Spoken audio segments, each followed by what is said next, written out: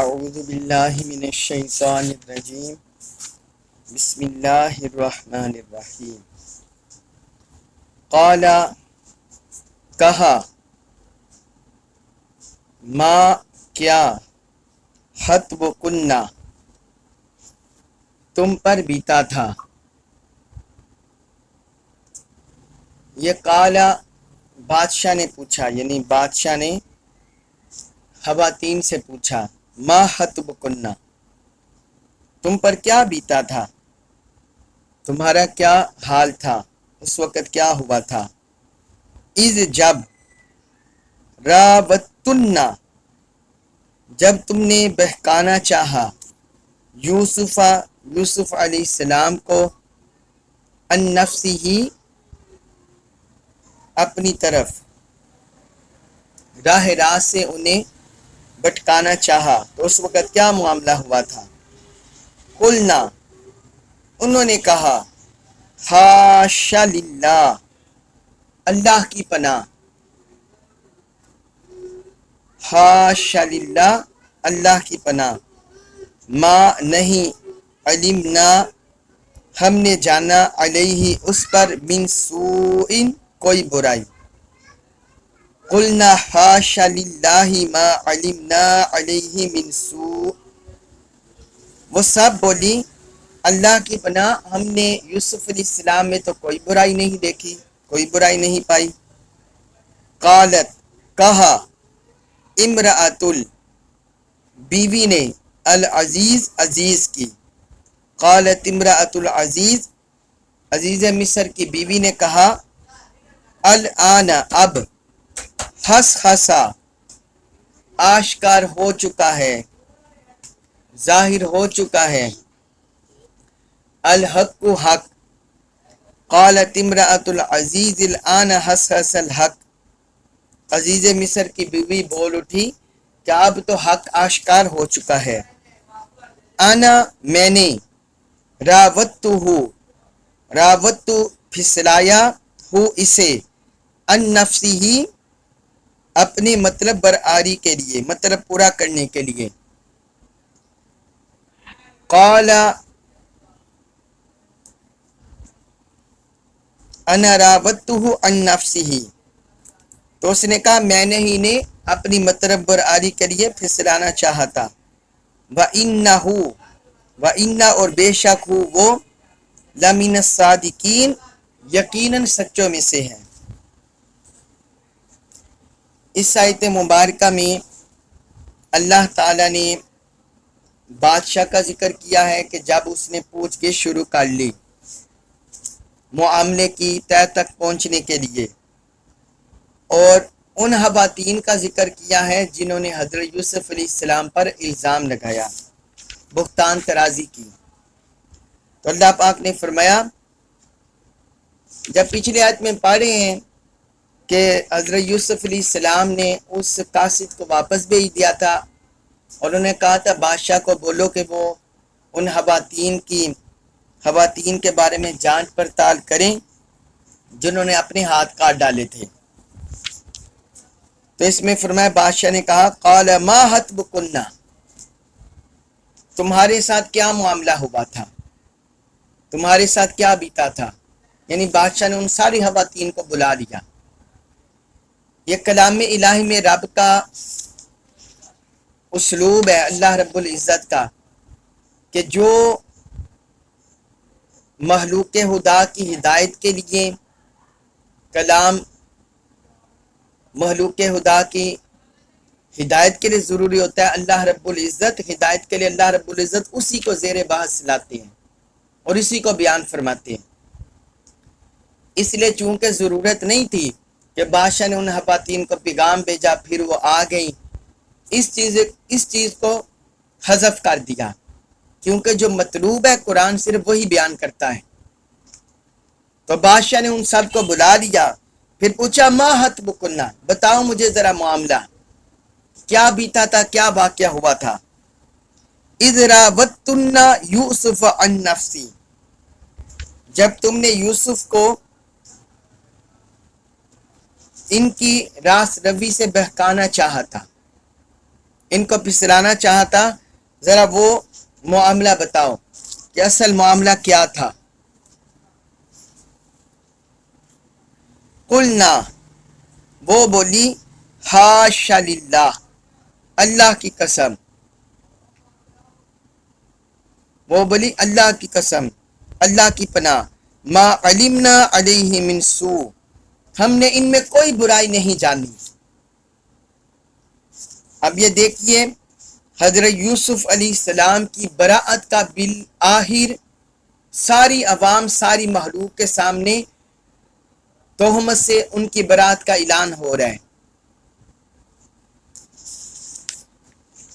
حالانکہ اسی طرح کی جو حضرت یوسف علیہ السلام کی پاک دامنی کی جو ان خواتین نے اس وقت بھی یہ جملہ بول دیا تھا کہ یہ تو کوئی حاشا للہ ما ھذا بشرا ان ھذا الا ملک کریم، حاشا، وہ اس وقت بھی کہا کہ حاشا للہ، یہ تو کوئی بشر نہیں ہے، یہ تو کوئی معزز فرشتہ ہے۔ حضرت یوسف علیہ السلام کی خوبصورتی دیکھ کر اور ان کا رویہ دیکھ کر اس وقت بھی وہ ان کے بارے میں یہ گواہی دے چکی تھی۔ اب بالآخر جس وقت بادشاہ کے سامنے، ساری دنیا کے سامنے معاملہ آیا تو یہاں انہوں نے وضاحت سے، صراحت سے حضرت یوسف علیہ السلام کی پاک دامنی کا اعلان کر دیا۔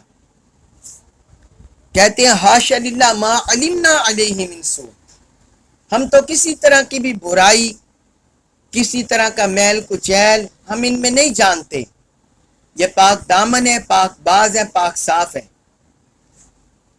قالت امرأۃ العزیز الآن حصحص الحق، اس وقت عزیز مصر کی بیوی بھی بول اٹھی، وہ کہنے لگی الآن حصحص الحق، اب حق آشکار ہو چکا ہے۔ حصحص بولتے ہیں کسی چیز کو ظاہر کرنا، کسی چیز کو آشکار کرنا، اور کسی چیز کا واضح ہو جانا، اسے بولتے ہیں حصحص۔ تو اس نے جب دیکھا کہ جو خواتین معاملہ جانتی ہیں اور ان کے سامنے سارا معاملہ بھی تھا اور میں نے انہیں بتا بھی دیا تھا، اب انہوں نے تو کہہ دیا ہے کہ ہم ان میں کوئی برائی نہیں جانتے، تو پھر ظاہراً بات ہے انگلیاں میری طرف اٹھیں گی۔ اس لیے اس کے پاس بھی کوئی چارہ کار نہیں تھا کہ وہ حضرت یوسف علیہ السلام کی پاک دامنی کا اعلان کرے اور پاک دامنی کو ظاہر کرے، اس لیے وہ بھی فوراً بول اٹھی، وہ بھی کہنے لگی کہ اب حق ظاہر ہو چکا ہے۔ انا راودتہ عن نفسی، میں نے ہی اپنا مقصد حاصل کرنے کے لیے انہیں پھسلانا چاہا تھا۔ اب وہ عزیز مصر کی بیوی کہتی ہے جو پہلے بڑے تکبر میں تھی، بڑے غرور میں تھی، اور وہ حضرت یوسف علیہ السلام کو جیل بھی بھجوا چکی تھی۔ اب وہی جس وقت اتنے سالوں بعد آزمائش میں گزرنے کے بعد جب اس کا پول کھلا تو وہ کہتی ہے کہ ان کا قصور نہیں ہے، میں نے اسے پھسلانا چاہا تھا، یعنی حضرت یوسف علیہ السلام کی پاک دامنی کا اس نے بھی عوام الناس کے سامنے اظہار کر دیا۔ آیت نمبر 32 میں ہم پڑھے ہیں کہ اس وقت آیت نمبر 32 میں اس نے باقی خواتین کے سامنے کہا تھا وَلَقَدْ رَاوَدتُّهُ عَن نَفْسِهِ فَاسْتَعْصَمَ، کہ میں اپنی خواہش سے پوری کرنا چاہتی ہوں، پھسلانا چاہتی ہوں، لیکن یہ محفوظ رہا ہے۔ یہ اس نے باقی خواتین جو زنان مصر تھی ان کے سامنے یہ جملہ بولا تھا، لیکن جب آخر میں جب منطقی نتیجہ ہوا اور حق سب کے سامنے آ گیا تو اسے بھی بولنا پڑا کہ میں نے ہی انہیں پھسلانا چاہا تھا، یہ بری ذمہ ہے۔ اور پھر آگے مزید کہتی ہے وَإِنَّهُ لَمِنَ الصَّادِقِينَ، بے شک وہ سچے ہیں، یعنی اس عزیز مصر کی بیوی نے حضرت یوسف علیہ السلام کے کردار کی، ان کے عمل کی، ان کے اخلاق کی سچائی کی گواہی دے دی، خود اس شریر حتون نے گواہی دے دی۔ اس سے پتہ چلتا ہے کہ کہ حضرت یوسف علیہ السلام کتنے پاک دامن تھے، کتنے پاک باز تھے، اور ان کے اندر کتنی قوت برداشت تھی، صبر و تحمل تھا کہ بالآخر اس عورت نے بھی گھٹنے ٹیک دیے اور وہ بھی ان کی پاک دامنی بیان کرنے پر مجبور ہو گئی۔ اس کے بعد ہے سورہ یوسف آیت نمبر 52 اس میں ارشاد فرمایا ذالکا یہ ہے اس لیے لیعلم تاکہ وہ جان لے انی بے شک میں نے لم اہن ہوں، لم نہیں، اہن میں نے خیانت کی ہوں اس کی، بالغیبی غیابت میں، پس پشت غیب میں، ذالک لیعلم انی لم اہنہ بالغیب۔ یوسف علیہ السلام نے کہا، اب یہ حضرت یوسف علیہ السلام کے جملے ہیں، کہا میں نے یہ اس لیے کیا ہے تاکہ وہ جان لے، یعنی عزیز مصر جان لے کہ میں نے اس کی پس پشت اس کے غیب میں کوئی خیانت نہیں کی۔ وَأَنَّا اور بے شک اللہ لا یہدی نہیں کامیاب ہونے دیتا، ہدایت نہیں دیتا، کید الخائنین کیدا مکر و فریب کو، الخائنین خیانت کرنے والوں کے، وَأَنَّ اللَّهَ لَا يَهْدِي كَيْدَ الْخَائِنِينَ اور بے شک اللہ خیانت کرنے والوں کے مکر و فریب کو کامیاب نہیں ہونے دیتا۔ اب اس آیت مبارکہ میں اکثر مفسرین کے نزدیک یہ قول حضرت یوسف علیہ السلام کا ہے جو آگے آ رہا ہے، جو اس آیت مبارکہ میں ذکر ہوا ہے۔ حضرت عبداللہ بن عباس رضی اللہ عنہما، حضرت مجاہد، حضرت قتادہ اور حضرت ابو صالح وہ کہتے ہیں یہ حضرت یوسف علیہ السلام کا کلام ہے، کیونکہ پچھلی آیت میں جملہ جاری تھا زلیخا کا کہ وہ حضرت یوسف علیہ السلام کی پاک دامنی بیان کر رہی تھی اور اپنے عیب کا اس نے ذکر کر دیا، اپنے شر کا۔ اب ساتھ ہی اللہ تعالیٰ نے یہاں حضرت یوسف علیہ السلام کی طرف اشارہ کیے بغیر ایک فرمان ذکر کر دیا۔ یہ قرآن میں ہم باقی مقامات پر بھی پڑھتے ہیں کہ ایک آیت میں متکلم کوئی اور ہوتا ہے اور اگلی آیت میں متکلم بدل جاتا ہے، جس طرح سورۃ الاعراف آیت نمبر 109 اور آیت نمبر 110 ہے۔ آیت نمبر 109 میں قوم فرعون کے سرداروں کے کلام کا ذکر ہے اور آیت نمبر 110 میں اس میں ساتھ ہی فرعون کے کلام کا ذکر آ جاتا ہے۔ یہ قرآن میں کئی مثالیں موجود ہیں۔ تو یہاں اس آیت میں حضرت یوسف علیہ السلام کا کلام شروع ہو رہا ہے۔ انہوں نے کہا ذالکا یہ جو ہے ذالکا، ویسے جب کسی دور کی چیز کے لیے اشارہ کرنا اس کے لیے آتا ہے ذالکا، اس میں اشارہ بعید، دور کی چیز کے لیے، لیکن اگر کسی غیر معمولی کوئی اہم چیز کی طرف، قریب کی طرف اشارہ کرنا اس کے لیے بھی ذالکا لے آتے ہیں۔ تو چونکہ یہ ایک بڑا اہم معاملہ تھا، حضرت یوسف علیہ السلام کی پاک بازی، پاک دامنی اور حق واضح ہو رہا تھا، اس لیے ذالکا کے لفظ سے انہوں نے شروع کیا۔ انہوں نے کہا ذالکا یہ اس لیے ہے، یعنی وہ کہتے ہیں جو میں نے کہا کہ ان عورتوں سے پوچھ گچھ کریں تاکہ میرا کردار واضح ہو، وہ کہتے ہیں یہ اس لیے میں نے کیا لیعلم تاکہ وہ جان لے، عزیز مصر جان لے۔ عزیز مصر نے حضرت یوسف علیہ السلام کو پناہ دی تھی، اپنا بیٹا بنایا تھا، اپنی بیوی کو بھی یہی سمجھایا تھا، یہی کہا تھا کہ ہمارے ہاں چونکہ اولاد نہیں ہے لہٰذا ہم اسے اپنا بیٹا بنا لیتے ہیں۔ تو حضرت یوسف علیہ السلام نے کہا تاکہ وہ جان لے انی لم اہنہ بالغیب کہ میں نے غیب میں اس کی خیانت نہیں کی، یعنی وہ اس کے ذہن میں یہ خیال نہ آئے کہ میں نے انہیں شریف النفس سمجھ کر साले नेक समझ कर अपना बेटा बना लिया, ये मेरे घर में खाता पीता रहा, मैं इसकी ज़रूरतें पूरी करता रहा, हर तरह की इसकी कफालत करता रहा, तो फिर इसने मेरे ही घर में नकब लगा दी और मेरी बीवी के साथ बुराई का इरादा कर लिया। तो ये हजरत यूसुफ अलैहिस्सलाम ने उसके जहन से, अजीज मिस्र के जहन से इस फितना को दूर करने के लिए फरमाया, मैंने ये इसलिए सारी खवातीन को सामने जमा किया है कि जरा इनसे पूछे। और ये देखें, इसमें हजरत यूसुफ अलैहिस्सलाम का कमाल ज़रफ और कमाल बर्दाश्त, सब्र व तहम्मुल, हुस्न अखलाक, कि उन्होंने जो इस सारे फसाद की जड़ थी अजीज मिस्र की बीवी, यहां जिस वक्त औरतों को बुलाया तो अजीज मिस्र की बीवी का नाम ना लिया, नाम तक ना लिया। क्यों? क्योंकि जो वो उनके घर रहे, अजीज मिस्र के घर, उसकी बीवी के घर, वो उसके देखभाल करते रहे, तो उन्होंने उसका हया किया, उन्होंने उसका हया किया। अगरचे वो बेराह रवी पर चल पड़ी और शर की तरफ अजीज मिस्र की बीवी चल पड़ी, लेकिन वो उसका किरदार था। हजरत यूसुफ अलैहिस्सलाम का किरदार ये था, उन्होंने यहां भी हुस्न अखलाक और जो उनके घर खाया पिया था उसका हया करते हुए उन्होंने अजीज मिस्र की बीवी का नाम तक ना लिया।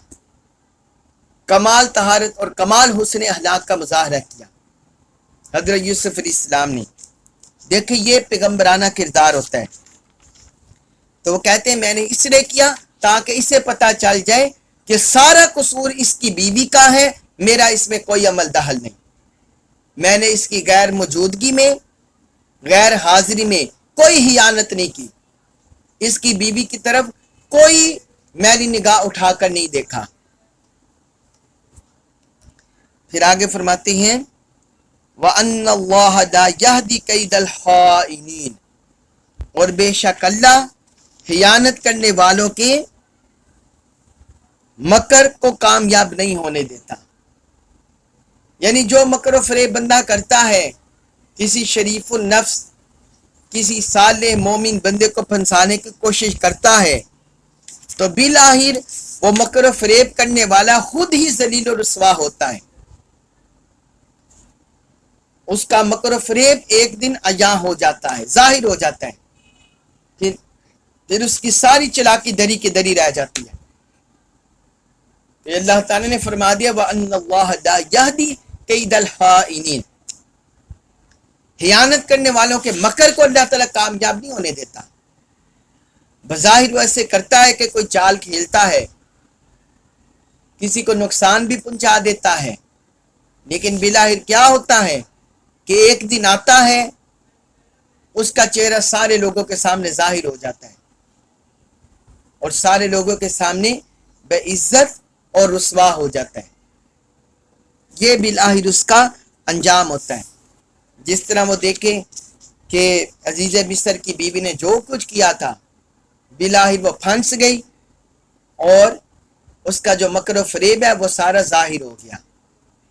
हजूर सल्लल्लाहु अलैहि वसल्लम के दौर की मिसालें भी हमारे सामने हैं कि मुनाफिकीन तरह तरह के आपको नुकसान पहुंचाते रहे, प्रोपेगेंडा करते रहे, लेकिन बिलाहिर ऐसा वक्त आ गया ग़ज़वा हैबर के मौके पर और उससे पहले बनु कुरैज़ा, हजूर सल्लल्लाहु अलैहि वसल्लम ने सबको आश्कार कर दिया। किसी को मदीना मुनव्वरा से निकाल दिया, किसी के कत्ल का आर्डर हो गया उनकी साजिशों की वजह से, फसाद की वजह से। तो बिल्लाह जो फितना परवर हैं वो कुरान ने भी यही बयान किया, हजूर की सीरत से भी यही हमें तालीम मिलती है। जो फितना परवर हैं बिल आखिर वो जाहिर हो जाते हैं और उनका मकर फरेब बारी ताला कामयाब नहीं होने देता।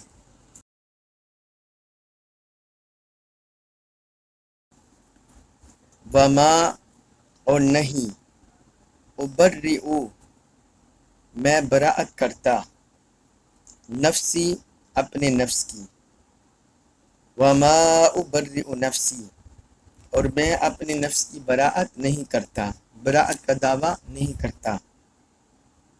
ان النفس، بے شک نفس، لامارتم، بہت ہی حکم دینے والا ہے، بالسوء، برائی کا۔ ان النفس لامارتم بالسوء، بے شک نفس تو برائی کا بہت ہی حکم دینے والا ہے۔ الا، سوائے، ما، جس پر، رحمہ، رحم فرما دے، ربی، میرا رب، الا ما رحم ربی، سوائے اس کے جس پر میرا رب رحم فرما دے۔ ان، بے شک، ربی، میرا رب، غفور الرحیم، غفور، بڑا بخشنے والا، رحیم، نہایت مہربان ہے۔ اب اس آیت مبارکہ میں حضرت یوسف علیہ السلام کی اپنے نفس براءت کا اعلان ہے، اور نفس کے اندر جو کمی کجی ہے، جو برائی ہے، اس کا ذکر ہے۔ حضرت یوسف علیہ السلام نے فرمایا وَمَا أُبَرِّئُ نَفْسِي، اور میں اپنے نفس کی براءت کا دعویٰ نہیں کرتا۔ یہ جملہ انہوں نے کیوں بولا، اس کی مختلف توجیحات ائمہ تفسیر نے ذکر کی ہے۔ پہلے انہوں نے یہ ذکر کی ہے کہ یہ جو پیچھے انہوں نے فرمایا تھا حضرت یوسف علیہ السلام نے کہ ذَلِكَ لِيَعْلَمَ أَنِّي لَمْ أَخُنْهُ بِالْغَيْبِ، آیت نمبر 52 میں، کہ یوسف علیہ السلام نے عزیز مصر کے بارے میں کہا تاکہ وہ جان لے کہ میں نے اس کے پس پشت خیانت نہیں کی۔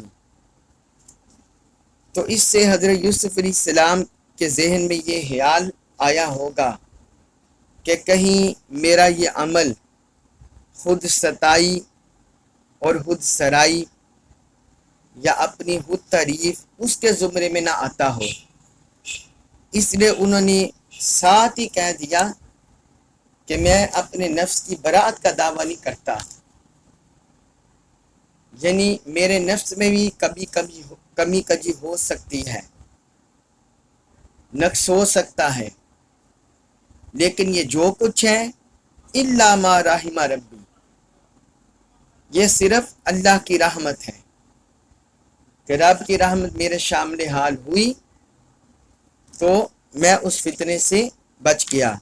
تو یہ انہوں نے اپنے آپ کو خود ستائی سے بچانے کے لیے جملہ بولا۔ اور دوسری اس کی وجہ یہ ہے کہ وما ابرئ نفسی، اور میں اپنے نفس کی براءت کا دعویٰ نہیں کرتا یا اس کو بے قصور نہیں قرار دیتا۔ دوسری اس کی وجہ یہ ہے کہ میرا نفس بھی اس برائی کی طرف مائل ہو سکتا تھا، اس برائی کی طرف رغبت کر سکتا تھا، اور اس کی لذت میں مبتلا ہو سکتا تھا، مگر اس برائی کو ترک کرنا، اس برائی کو چھوڑ دینا اور اس سے بے رغبت ہو جانا، اس میں میرے نفس کا عمل دخل نہیں ہے،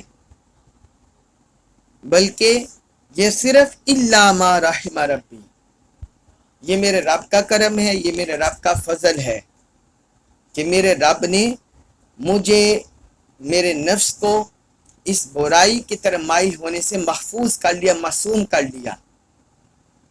یہاں یہ بات یاد رکھیے کہ جب ہم انبیاء کرام کے لیے بولتے ہیں کہ وہ معصوم عن الخطا ہیں، تو اس کا یہ مطلب نہیں ہوتا کہ ان کے اندر کوئی برائی کرنے کا مادہ نہیں ہوتا، کوئی طاقت قدرت نہیں ہوتی، ایسا مطلب نہیں ہے، بلکہ اس کا مطلب یہ ہے معصوم ہونے کا کہ اللہ تعالیٰ کی طرف سے ان میں قدرت اور طاقت ہونے کے باوجود وہ گناہ نہ کریں،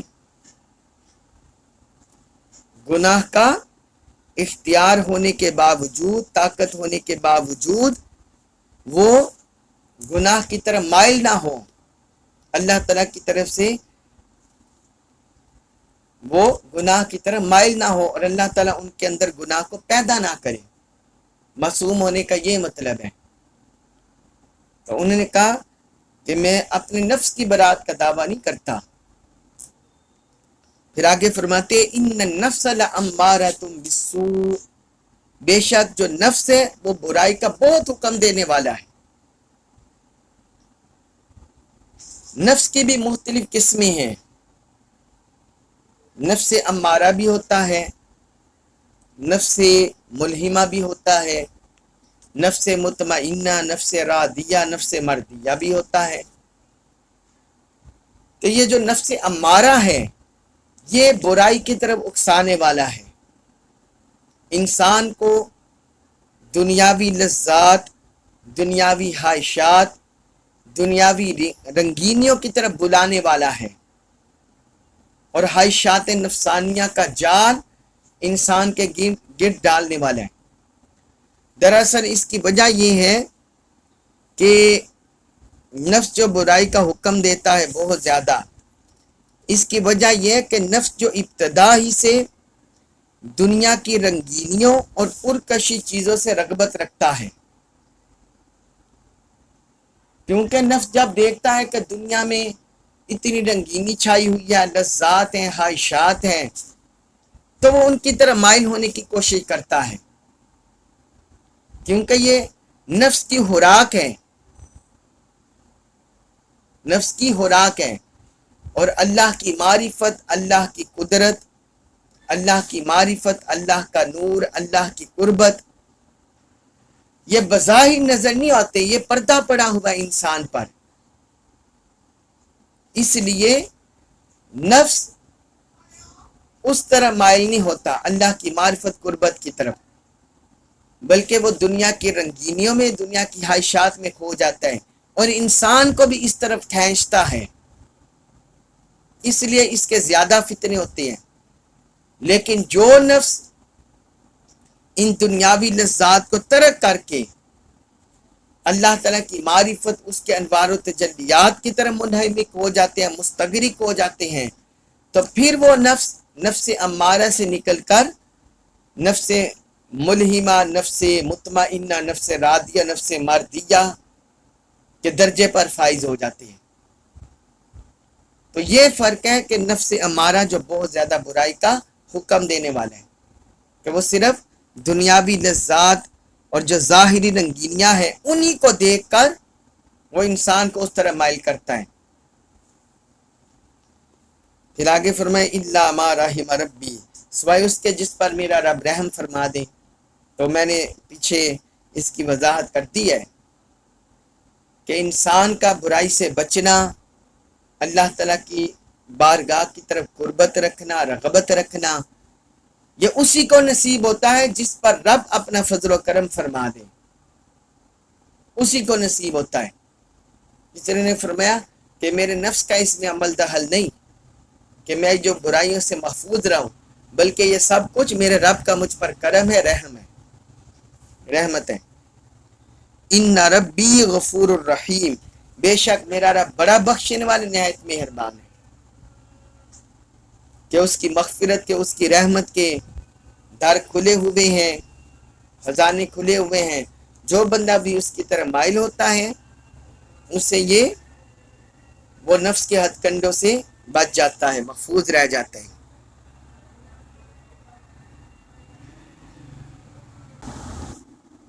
आगे है सूरह यूसुफ आयत नंबर 54।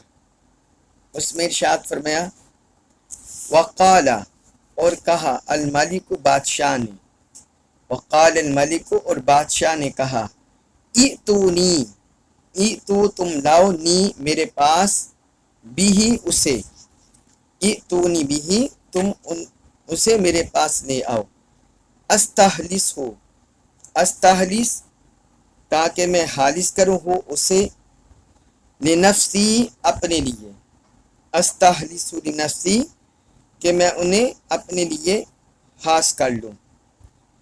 फलम्मा, फिर जब, कल्लमहू, कल्लमा, गुफ्तगू की, वो उससे, यानी बादशाह ने उनसे गुफ्तगू की हज़रत यूसुफ अलैहिस्सलाम से। क़ाला, उसने कहा, इन्नका बेशक आप अल-यौमा आज से लदैना हमारे यहाँ मकीनुन मुक़तदर हैं अमीनुन मुअतमद हैं अमानतदार हैं। क़ाल इन्नका अल-यौमा लदैना मकीनुन अमीन, तो उसने कहा कि ऐ यूसुफ बेशक आप आज से हमारे यहाँ मुक़तदर और मुअतमद हैं, यानी अमानतदार हैं, यानी आपको इक़्तिदार में शरीक कर लिया गया है। अभी आयत मुबारका में बादशाह मिस्र का कलाम है जो उसने हज़रत यूसुफ अलैहिस्सलाम से किया। जिस वक़्त हज़रत यूसुफ अलैहिस्सलाम उसने कहा वक़ाल अल-मलिकु उतूनी भी, बादशाह ने कहा कि उन्हें मेरे पास लेकर आओ। यहाँ बादशाह से मुराद है बादशाह मिस्र, जिसका नाम था अल-वलीद बिन रय्यान, जो उस वक़्त मिस्र का बादशाह था। अल-वलीद बिन रय्यान ये बादशाह था। जब उसे उसकी हाब की ताबीर पता चल गई तो वो इतना मुतासर हुआ कि किसी ने नहीं बताया था, तो उसने कहा कि उन्हें मेरे पास लेकर आओ, कैदखाने से निकालो और मेरे पास ले आओ। आगे वो कहता है अस्ताहलिसु लिनफ्सी, ताकि मैं उसे अपने लिए हास कर लूँ, मैं उन्हें अपने लिए हास कर लूँ। अब इसकी क्या वजह है कि बादशाह जो इतने मर्तबे पर बैठा हुआ था, जो पूरी रियाया का बादशाह होता है और जिसके पास इख्तियारात होते हैं, मलकियत होती है, तो क्या वजह है वो फ़ौरन ही हज़रत यूसुफ अलैहिस्सलाम को अपने साथ मखसूस करने पर तुल गया? तो इसकी भी 3-4 जिहात हैं। पहली जिहत ये है कि वो हज़रत यूसुफ अलैहिस्सलाम के इल्म से मुतासर हो गया, क्योंकि जब उसने हाब देखा और अपने दरबारियों से वो हाब की ताबीर पूछी, तो जो बड़े अहले इल्म थे, जिन्हें अपने इल्म पर नाज था, वो हाब सुनकर अंगुष्ठ बदनदार रह गए। उन्होंने कहा कि हमें इसकी ताबीर नहीं आती, बल्कि ये तो मुंतशिर हाब है।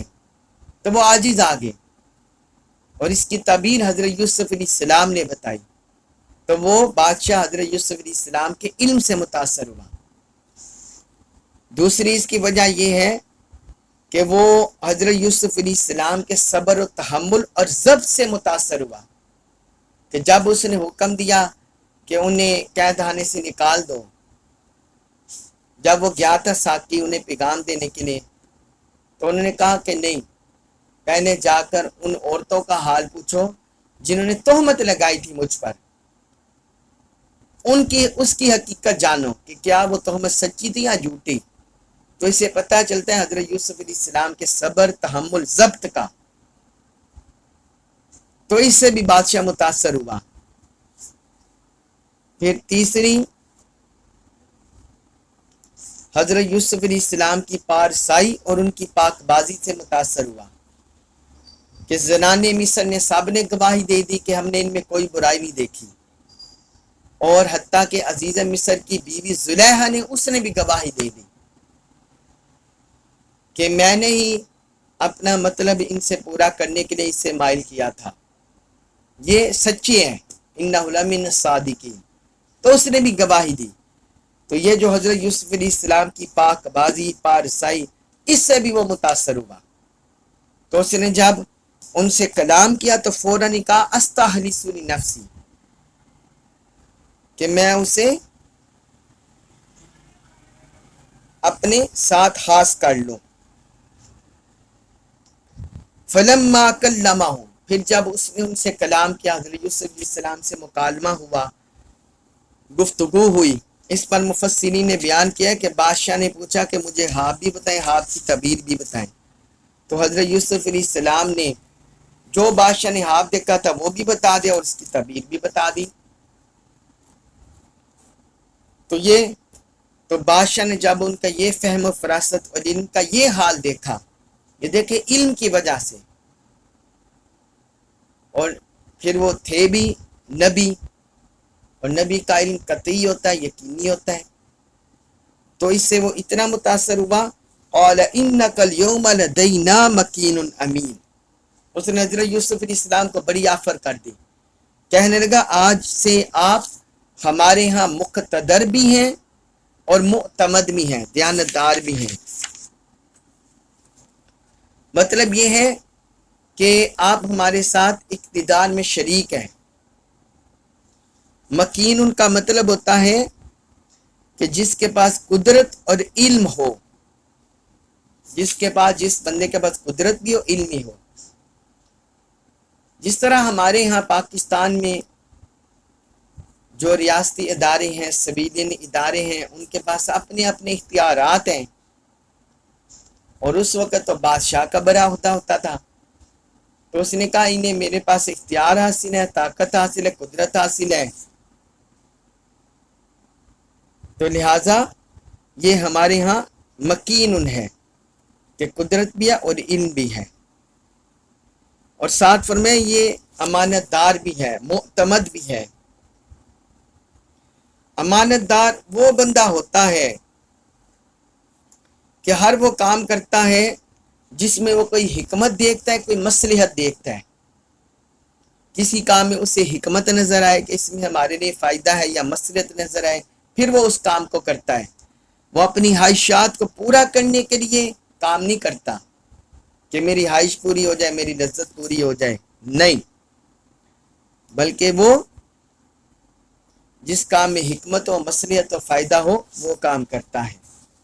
تو بادشاہ نے انہیں یہ دونوں آفر کرا دی کہ آپ ہمارے ہاں اقتدار میں شامل ہیں اور ہمارے مقتدر ہیں اور معتمد امانت دار ہیں۔ آگے حضرت یوسف علیہ السلام نے فرمایا، سورہ یوسف آیت نمبر 55 میں ارشاد ہوتا ہے، قال فرمایا، اجعل تم بنا دو نی مجھے، علی اوپر، خزائن الارض زمین کے خزانوں پر، قال اجعلنی علی خزائن الارض، یوسف علیہ السلام نے فرمایا تم مجھے سرزمین مصر کے خزانوں پر مقرر کر دو، یعنی وزیر مالیات بنا دو، وزیر بیت المال بنا دو، یہ مجھے بنا دو۔ انی بے شک میں حفیظ خوب حفاظت کرنے والا ہوں، علیم خوب جاننے والا ہوں۔ انی حفیظ علیم، بے شک میں ان کی خوب حفاظت کرنے والا ہوں اور اقتصادی امور کا خوب جاننے والا ہوں۔ اب یہاں دیکھیے کہ حضرت یوسف علیہ السلام نے بادشاہ سے خود عہدہ طلب کر لیا، کیونکہ بادشاہ نے انہیں فری ہینڈ دے دیا کہ آپ ہمارے ہم مقتدر ہیں اور معتمد ہیں، امانت دار ہیں، آپ کے پاس یہ اختیار ہے، یہ قدرت ہے۔ تو انہوں نے کہا ٹھیک ہے، اگر آپ مجھے چننا ہی چاہتے ہیں تو پھر اس طرح کریں، اجعلنی علی خزائن الارض، جو سرزمین مصر کے خزانے ہیں ان پر مقرر کر دیں۔ اب یہاں سوال پیدا ہوتا ہے کہ حضرت یوسف علیہ السلام نے یہ خود عہدہ کیوں طلب کیا؟ کیا وہ معاذ اللہ عہدے کے حریص تھے؟ کیا وہ اس میں کوئی ذاتی مفاد کے متمنی تھے؟ حالانکہ ہماری شریعت میں اس طرح عہدہ طلبی کو منع کیا گیا ہے۔ حضرت عبد الرحمن بن سمرہ رضی اللہ عنہ بیان کرتے ہیں کہ نبی کریم صلی اللہ علیہ وسلم نے فرمایا، اے عبد الرحمن بن سمرہ، امارت کا سوال نہ کرنا، جو امارت ہے، اقتدار ہے، فرمایا اس کا سوال نہ کرنا، کیونکہ اگر تم کو سوال کی وجہ سے امارت دی گئی تو تم کو اس کے سپرد کر دیا جائے گا، اور اگر تم کو بغیر سوال کے امارت دی گئی تو اس میں تمہاری مدد کی جائے گی۔ یعنی اگر تم نے کوئی اقتدار مانگا، کوئی اختیار مانگا، تو پھر تمہیں اس کے سپرد کر دیا جائے گا، یعنی مطلب ہے دنیا کے سپرد، اور اگر تمہیں بغیر طلب کیے مل گئی تو اس میں تمہاری مدد کی جائے گی اللہ کی طرف سے۔ اور آگے فرمایا، وہ آگے اور چیز ہے، یہ صحیح البخاری میں حدیث ہے، حدیث نمبر 6622، اور صحیح مسلم میں حدیث ہے، حدیث نمبر 1652۔ اب اس میں مفسرین نے لکھا ہے کہ اس میں یہ بھی ایک وجہ ہو سکتی ہے کہ حضرت یوسف علیہ السلام کی شریعت میں عہدہ طلب کرنے کی ممانعت نہ ہو، بلکہ یہ ہماری شریعت میں ہی ممانعت ہے. ایک یہ اس کی وجہ ہو سکتی ہے، اور دوسری اس کی وجہ یہ ہو سکتی ہے کہ حضرت یوسف علیہ السلام نے جو عہدہ طلب کیا تو وہاں امانت دار، دیانت دار اور اہل افراد کی کمی تھی. کوئی ایسا بندہ نہیں مل رہا تھا جو اس عہدے کو سنبھال سکے، کیونکہ یہ بڑی آزمائش کا عہدہ تھا. جس عہدے کو حضرت یوسف علیہ السلام لے رہے تھے، کیونکہ 7 سال خوشحالی کے آنے تھے، پھر 7 سال تنگی کے آنے تھے، لہٰذا بڑی عقل و دانائی کی ضرورت تھی اقتصادی حالات کو سنبھالنے کے لیے، اور بادشاہ کو ایسا کوئی معتمد، کوئی امانت دار، کوئی ایسا ساتھی نہیں مل رہا تھا. لہٰذا حضرت یوسف علیہ السلام نے انسانیت کی فلاح کے لیے، بلائی کے لیے، انسانیت کی بہتری کے لیے اپنے آپ کو پیش کیا. کہ اب چونکہ ایسا بندہ نہیں مل رہا تھا، لہٰذا انہوں نے مخلوق خدا کی بلائی کے لیے اپنے آپ کو پیش کیا کہ میں اس کا اہل بھی ہوں، اللہ تعالیٰ نے مجھے اس کے علم سے بھی نوازا ہے، اور میں اس کی حفاظت کرنے والا بھی ہوں. اس لیے انہوں نے آگے 2 خاص خوبیوں کا ذکر کیا، انی حفیظ علیم، انی حفیظ علیم، بے شک میں بہت حفاظت کرنے والا اور ان امور کا خوب جاننے والا ہوں. مطلب یہ ہے کہ تمہارے خزانے جتنے بھی ہوں گے، جتنا بھی مال و زار آئے گا، یا جو کچھ تم کھیتی باڑی کرو گے، جو کچھ زہیرہ اندوزی کرو گے، ان کی میں حفاظت کروں گا. اور پھر ان کو کیسے تقسیم کرنا ہے وہ بھی میں جانتا ہوں، اس کو ایسے ہی تقسیم کروں گا امانت داری سے. ان کا حساب کتاب جانتا ہوں. اور بعض ائمہ نے لکھا ہے کہ وہ باقی کئی اور زبانیں بھی جانتے تھے، لہٰذا انہوں نے اس کی وجہ سے اس عہدہ کو قبول کیا اور اس کو طلب کیا. کوئی اس کا حرص طمع رکھنے کے لیے نہیں، بلکہ مخلوق کی بلائی کے لیے، مخلوق کی بلائی کے لیے. اللہ تبارک و تعالی سے دعا ہے کہ اللہ تعالی ہمیں قرآن مجید کا کامل فہم نصیب فرمائے اور اس پر عمل پیرا ہونے کی توفیق عطا فرمائے. وما علیہ الا البلاغ المبین.